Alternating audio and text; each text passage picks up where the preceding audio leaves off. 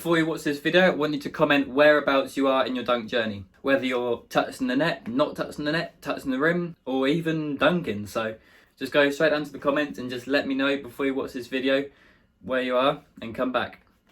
And don't forget to like, comment and subscribe, and I hope you enjoy the video. You're playing pick-up basketball with your friends. You pass the ball to that one friend that you know just cannot shoot. So he pulls up at the 3-point line, you know it's going to brick, and guess what it does? It bricks.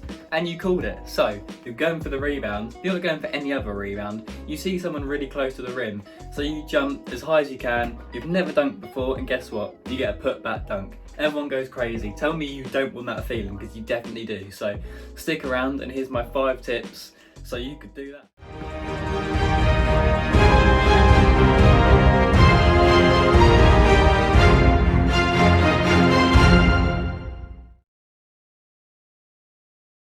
Welcome back to another video. So you're watching this video, either you've never dunked before, or you've dunked before but you want to get more consistent, or you're just here because you're a loyal subscriber, and thank you for that. So I'll be giving you 5 tips that personally helped me the most. Obviously not going to work for absolutely everybody, but in the last year that I've been trying to dunk, these have been what helped me the most. So if it can help someone else, then that's fantastic. So keep watching, and hopefully you can try and apply these to some of your own dunking.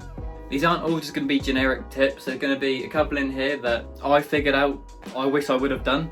So if you're right at the start of your journey, try and make amends now before it's too late. Just get it done and start. Don't mess about doing stuff that just isn't going to help or isn't going to work. Otherwise you're going to get demotivated, you're never going to dunk, and you're going to get bored. So tip 1 I have is to get strong. This is tip 1 just because for me this helped incredibly. I couldn't even squat like about 2/3 of my body weight. So yeah, I was really weak. So I'm still not anywhere near where I want to be yet, but I'm a lot stronger than what I was.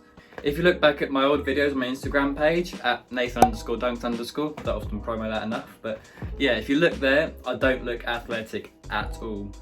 Like you can see, I don't have any power. So, and now compare it to now, there's a huge difference. And I'm not even strong yet. I'm just sort of, yeah, I'm average, I guess. Well, maybe not even that, you know, but there's such a huge difference that getting strong can make to you.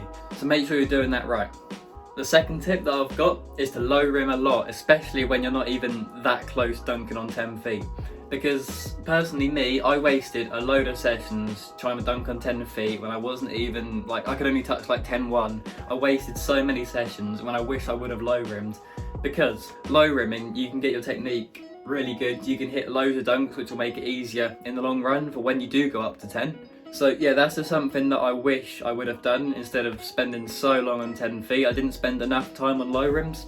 Even if you're only low rimming like your reach, like that doesn't matter. Like if you can't hit a dunk on that height, work on that height till you can, and then just keep building it up. I know you've heard lots of dunkers say to low rim as tips, but I just wanted to say this especially because for me, like I said, I wasted lots of time on 10 feet and I wish it was something I did. So don't get into like a false illusion that because you can touch 10-1 that you're gonna dunk, because you can't really, to be quite honest with you. Like there's something that I struggled with as well. Every session I went into it thinking, oh yes, I can dunk, when like I was barely touching the rim. So like if you can touch the rim, it does not mean that you can dunk. So make sure you get in quality jump sessions on low rims so you can actually work on stuff that is going to stick with you and you'll get to use on 10. Like don't get me wrong, jumping at 10 is good because you always want to improve and see where you're doing, but don't always go into it thinking that you're going to dunk, because I got into a routine going, yes, I'm going to dunk next session, never happens, next session, it never happens. So I just wish I low rim more. Number 3 would be to study your jump form after every single session. Or maybe even every jump during the session. So make sure you record yourself, because that is really important if you want to improve your jump form, because you can't really tell as much mid-jump. Like, so make sure you record yourself, because it will make it so much easier. What I found helped the best was to screen record other pro dunkers that jump similar to me. So left, right, you've obviously got Jordan Kilgannon, the best form you could possibly ever imagine. So yeah, study that a lot and compare it to yours. If you see something with your form, you're like, oh, that doesn't look anything like Jordan's or whatever, then work on what you think needs to be worked on. I'm not saying that everybody's going to jump the same, but Jordan does have really good form, so if you want to learn, watch him. Tip number 4 would be there's no one guide for every dunker. So this is something that's kind of a bit of a misconception. This is why I'm saying 5 tips that worked for me, because it doesn't mean it's going to work for you, because everyone is different basically. There's going to be, obviously going to be people that are similar, and similar stuff works for different people, but everyone has their own needs, everyone has different things that work for them. So it's really finding out what works for you. So if you're a super elastic bouncy jumper, yeah, you probably can just dunk, but if you're someone who's not as gifted athletically or was really weak like me, then getting stronger helped an absolute ton. So if you can find what you need to work on, and you have to be consistent, that is probably number 1. Like, you have to work out on the days where you're like, oh, I can't be bothered. You have to do it. You have to be consistent. Jumping isn't an overnight thing. Like, you're gonna have to keep working, and it's quite a long haul. So there's no magic pill where it says like jump higher in an hour. Like, yes, you can fix your technique, which could make you help you jump higher, but you're not gonna gain like 12 inches in 2 minutes. Something like a jump program would say. Like, don't fall into that. There's not going to be one thing that works for absolutely everybody.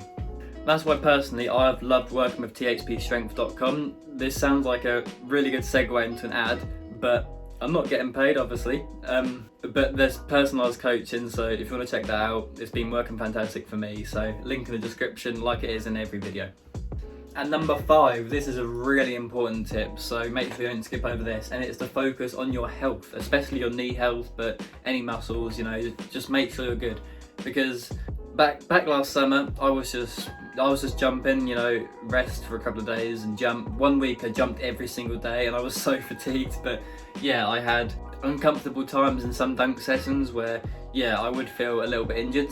And I want you to guess what happened if I didn't focus on my knee rehab like I didn't last year. So A, I was completely fine. B, I got injured. Or C, I gained 5 inches of vert overnight. Let you think about that. Yeah, if you didn't guess B, it is B. I got injured, I was out for weeks with knee injury. And yeah, I managed to rehab it myself with help of other people online. But it was something that could have been avoided if I focused more on my knee health, which, like I said, I didn't do. Wasn't strong in them areas, and yeah, that's something I don't want to have to go through again, because that was like 10 weeks I missed out on, and it was very annoying not being able to jump, because guess what, if your health isn't good enough, you can't jump. So if you can't even get off the ground, you can't be thinking about anything else. So you need to make sure your body is actually able to get off the ground before you can even think about dunking. So if this video has helped you out, comment below, and if you want to actually directly message me, then follow my Instagram, link in the description, @Nathan_dunks_, and I hope to see you in my next video.